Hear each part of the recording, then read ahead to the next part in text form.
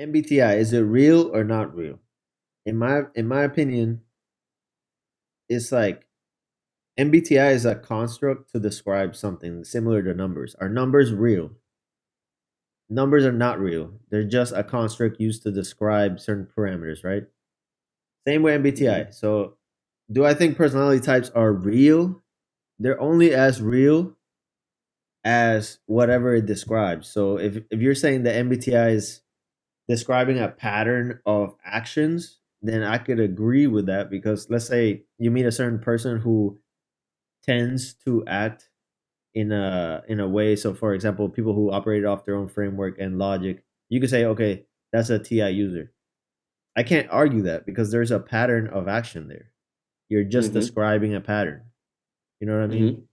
Now, where I have a point of contention is where you try to expand that into some magical, like, oh, I can predict people's actions and I can tell you exactly who you are and I give you an identity and this is how you're going to act in the because you acted like this in the past, you will continue to act like this in the future. That's when where I draw the line. Like I can't get there.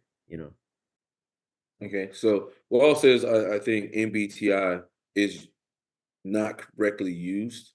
I do think understanding MBTI allows you to understand the way other people view the world and allows you to stop projecting your view on the world onto other people. And if you are in the MBTI space, you will notice that a lot of times people are trying to change people into them or trying to make people see the world the way they see it. But understanding MBTI, you're able to say, okay, Christian views the world this way. Okay.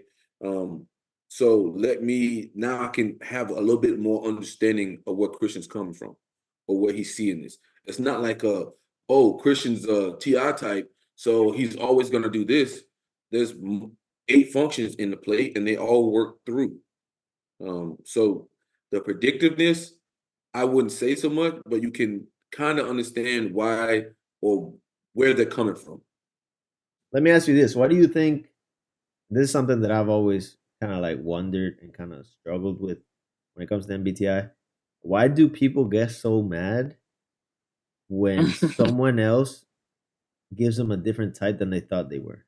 Right? Like, what is your opinion? Why do you think that happens?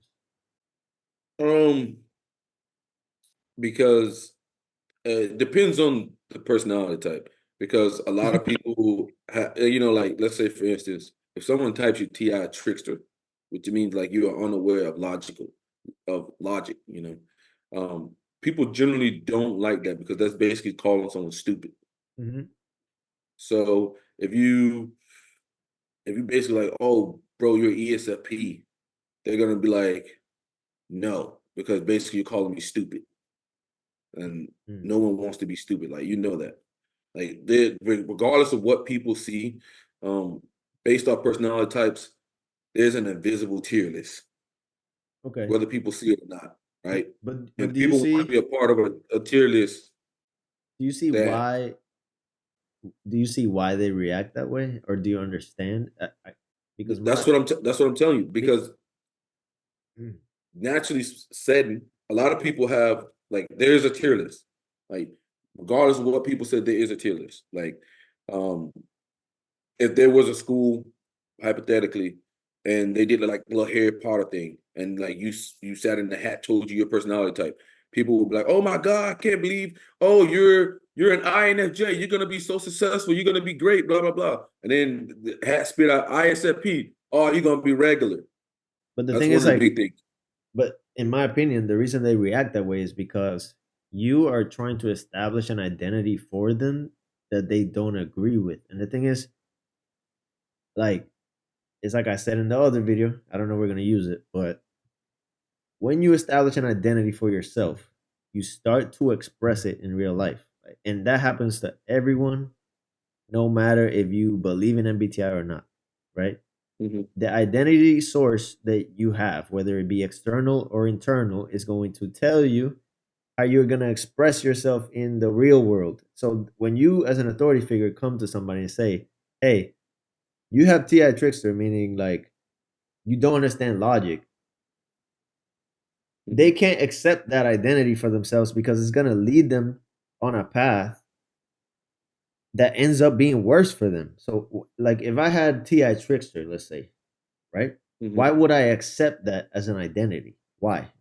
Like, there would be no positive for me to accept it. Like, it wouldn't lead me to Well, better outcomes. It'd be better for me to reject it and say, "Hey, you don't know what the fuck you're talking about," you know, because I understand logic perfectly, and I'm gonna keep acting as if I mhm. understand logic. You know what I mean? Well, I think first of all, you have to accept who you are.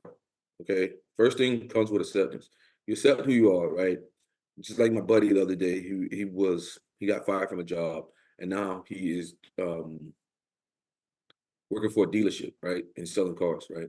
I know his personality type, so I'm like, man, that's really good for you. You know, you're very good with sales. Mhm. You're gonna be very good at that. You know, as long as you don't get bored and you stick with it, you're gonna do very good because that highlights your strengths. That's gonna highlight your strength. You're gonna make a lot of money if you can stay to where you're strong at. Like if you're if you're in a field where you're weak at, like your personality, your strengths, you're weak at, you're gonna underperform. You're just gonna flat out underperform, and you should be in a field where it actually highlights your strengths. Mhm. So when I'm talking to him, I'm like, I know his personality type. He's a starter. ENFP. He got fired from another job. So I'm like, and he's telling me like, oh man, sales is going really good, and I'm like, yeah, man, because that's naturally your strength. Your strength is you like to talk to people.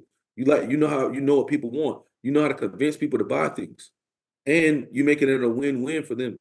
So that's gonna do good for you. But if you put him in a different thing where he's gotta like do a whole bunch of science and stuff like that, and to do deduction and physics and shit, he's gonna struggle, and he's gonna be like, "What the fuck going on?" And that's because he doesn't have introverted thinking high.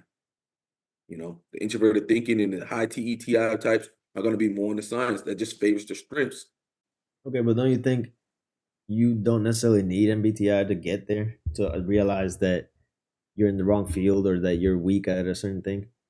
That's like, mhm. I mean that that's no, that I can't agree with that because there's a lot of people are just completely unaware, and if you notice a lot of things in life, a lot of people are just completely unaware. Um, As far as efficiency, though, because this is another point of contention that I have is the barrier of entry, right? The barrier of entry to MBTI is higher than people think, right? Because people, anybody and their mama starts typing people online, mhm, and like 99% of them don't know what the fuck they're doing, right? yeah. Mhm, So it's like in order to really understand how to type and shit like that, it takes a lot of studying and practice, right? mhm, But people don't do the practice; they just type willy nilly. So what ends up mhm, happening is they start establishing their personality based on lies, essentially, or like mhm, or ignorance or misinformation, and then they go out into the world thinking they're this, but then they're that, you know. mhm, So mhm. really, there's no difference between that and just not knowing the stuff. Because in fact, it's probably better if you didn't know this stuff if you're gonna use misinformation to base your identity on. So slow down here. Now, what is your premise here? My premise is the people who think they know, a lot of them don't know about MBTI, right? They're operating on misinformation. That's true. Mhm, Okay, okay. so that ends up leading them towards a random result anyway. Like you think you're getting specific to the My issue, biggest but my biggest thing really you're is not. that the world basically tells you if you what you're doing is correct or not. The world does. And what that means is okay, let's say you think you're a certain personality type. The results should match. If you don't have those results, there's something wrong there. You get what I'm saying? Like if the results aren't matching up, there's something wrong there. You should be able to be. It's kind of like what Dario Nardi says. Like back in the day, they used to have tables, right? And then like all the let's say ENTJs sat at this one table, right? When you go and sit with other ENTJs, you should feel like kind of at home. You Hmm. should feel like Yeah. so much different than these people. Like, and if you are, then that's not for you. And the results will speak for it, because you won't be getting the results that the other ENTJs get. The results just won't be there. Okay. Okay. I mean, you can believe you're whatever type you want to, but the results, where are the results? Overall, you should be trying to be better than you was last year, like point blank, period. And no matter what, like the same thing can be prescribed to anyone. I mean, you should verify your information. Always verify your information. Read more books. Try new things, and be willing to put into practice for anything that you want in the world.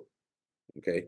But you can prescribe that regardless to whatever personality it is, whoever you are. If you do those things, you'll be okay. Okay. But some of those things will come a lot easier to some people. Like verifying information. A lot of people, if you're not really strong with T and TI, you may have a problem with that. But you knowing that, you can put in the work to change that.